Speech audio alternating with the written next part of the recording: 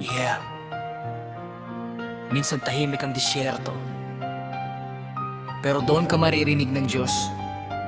Exodus 15:22. Lakbay ng pananampalataya. Let's go! Galing sa tagumpay, hati ang dagat noon. Sumasayaw pa sila habang tambulay tumutunog. Pero pagkatapos ng sigaw at papuri sa taas, 3 araw naglakad, wala man lang naluna. Sinit sa balat, alikabok sa paa. Mga pangako ng Diyos, parang ang layo na.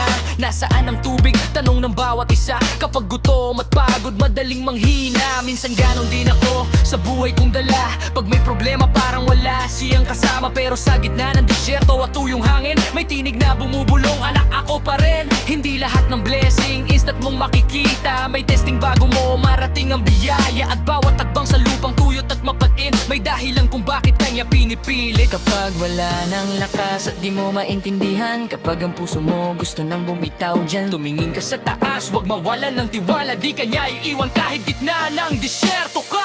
Tubig sa ilang biyaya sa uhaw, liwanag sa gabi kapag dilim ang tanaw. Kahit mapait ang mundo't mabigat ang daan, Diyos pa rin ang sandalan.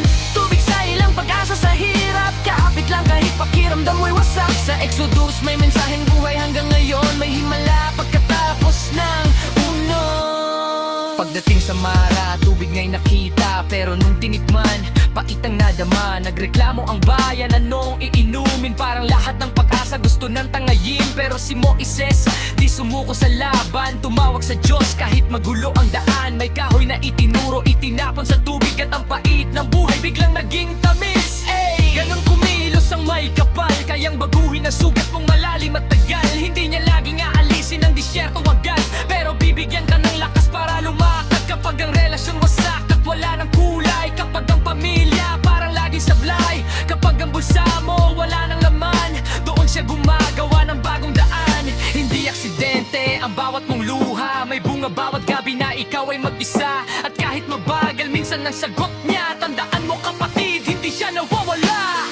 3 araw man o ilang taon, kapag kasama mo siya may bagong tugon. Hindi man mabilis pero siguradong totoo, ang Diyos ng Exodus gumagawa.